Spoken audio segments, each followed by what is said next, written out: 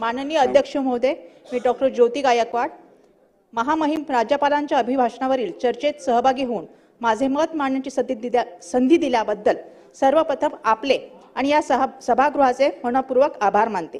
या सभागृहाची प्रथमतःच निवडून आलेली सदस्य म्हणून कोणत्याही व्यत्ययाशिवाय मला माझे विचार मांडण्याची पुरेपूर संधी मिळेल अशी अपेक्षा ठेवून भाषणाची सुरुवात करते। इथे जर बघितलं तर सत्ताधारी पक्षामध्ये 20 बहिणी आहेत आणि विरोधी पक्षामध्ये मी फक्त एकच बहीण आहे आणि त्यामुळे लाडकी बहीण मला समजावी आणि माझ्यावर प्रेम करावं आणि सन्मान मिळावा आणि माझे काही शब्द आहेत ते ऐकून घ्यावे ही विनंती करते। आणि ती पण निवडणुकीच्या आधीची लाडकी बहीण, निवडणुकीच्या नंतरची नाही, कारण त्यानंतर अटी आणि शर्ती लागू केलेल्या आहेत तशी नको आहे। मला इथे खेदाने सांगावे लागत आहे की महामहिम राज्यपालांच्या अभिभाषणाकडे सत्ताधाऱ्यांनी केवळ स्वतःची पाठ थोपटून घेण्याची एक संधी म्हणून पाहिले।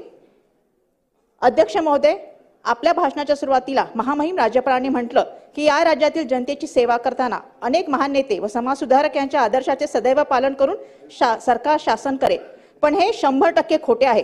महाराष्ट्रातील जनतेची आणि महामहिम राज्यपालांची साफ दिशाभूल झाली आहे।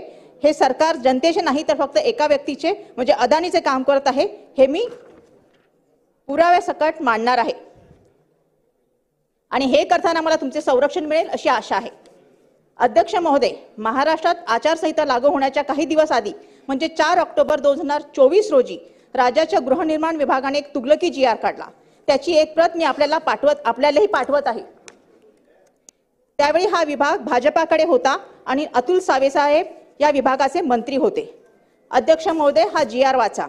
या GR मधून अदानी विरुद्ध एकजुटीने लढणाऱ्या म्हणजे धारावीकरांना अक्षरशः धमकावण्याचा प्रयत्न झाला असं म्हणणं अजिबात चुकीचं ठरणार नाही।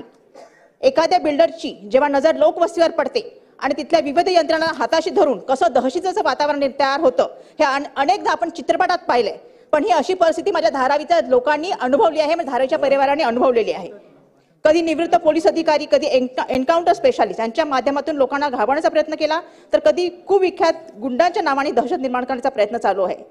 परंतु आता हद्दच झाली आहे। खुद्द शासनाने संविधानाने नागरिकांना दिलेल्या अधिकाराची पायमल्ली करत लोकांना धमकावण्याचा फरमान काढला आहे, ते येथे मी नमूद करू इच्छिते।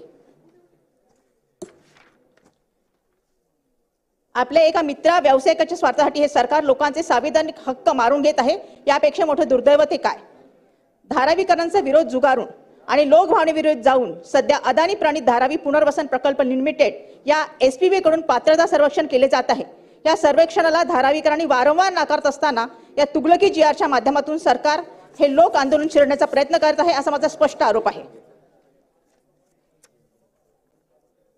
GR मध्ये नेमकं काय म्हटलं आहे ते आपल्याला वाचून दाखवते। यात अशी तरतूद आहे की धारावी पुनर्वसन प्रकल्पाचे धारावी अधिसूचित क्षेत्राच्या सर्वेक्षणाचे सर्व निष्कर्ष अंतिम असतील व सर्वांना बंधनकारक असतील आणि त्यात पुढे असेही नमूद केले आहे की सर्वेक्षणाला विरोध करणाऱ्या किंवा विरोधात आवाज उठवणाऱ्या धारावीकरांना कुठल्याही सुनवाईशिवाय कुठलेही कारण न देता प्रकल्पातून जबरदस्तीने बेदखल केले जाईल आणि त्यांची झोपडी कधीही निष्कासित करता येईल। अध्यक्ष महोदय, या आधीच्या सर्व योजनांमध्ये नियोजन आणि अंमलबजावणी या सर्व स्टेजेसमध्ये लोकांशी संवाद साधण्याची आणि विचार विनिमय करण्याची प्रक्रिया होती, जी माननीय मुख्यमंत्री साहेबांनी सुद्धा पहिल्या ह्याच्यामध्ये सांगितलं होतं की संवाद साधणं हे खूप आवश्यक आहे। आणि स्लम आणि क्लस्टर डेव्हलपमेंटच्या इतर सर्व योजनांमध्येही आज ही प्रक्रिया राबवली जाते।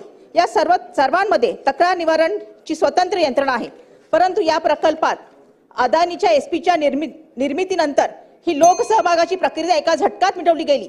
SPV आणि DRPच्या CEOला अमर्याद अधिकार दिले आहेत असं का? हा GR एवढ्यावरच थांबत नाही, तर तुम्हाला विश्वास बसणार नाही। यात झोपड्यांची पडताळणी आणि सर्वेक्षणासंदर्भात निर्णय घेण्याचे संपूर्ण आणि सर्वंकष अधिकार धारावी पुनर्वसन प्रकल्पाला देण्यात आले आहेत।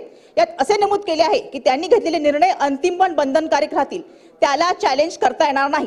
म्हणजे अदानीच्या SPV आणि DRPच्या CEOने घेतलेले निर्णय सर्वांना बंधनकारक राहतील। याचाच अर्थ असा की गृहनिर्माण विभागाचे मंत्री, माननीय मुख्यमंत्री किंवा आपण सुद्धा त्याला चॅलेंज करू शकत नाही। एवढेच नाही तर या योजनेअंतर्गत केलेल्या गोष्टीविरुद्ध खटलाही चालवता येणार नाही, कुठलीही कायदेशीर कारवाई करता येणार नाही। म्हणजे जज, ज्युरी, एक्झिक्युशनर या सगळ्या भूमिकेत अदानीची माणसं आणि DRPचे CEO आहेत, हे किती भयानक आहे।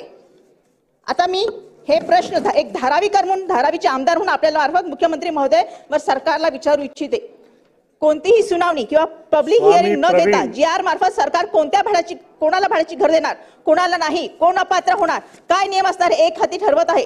या GR ची भाषा जरी पाहिली तर श्री सरकार बापू पठारे. अदानी जणू माझ्या धारावीकडनं मोठे उपकार करत आहे आणि त्यांनी जे हे बिनशर्त स्वीकारलं लागेल आहे हे अन्य नाही.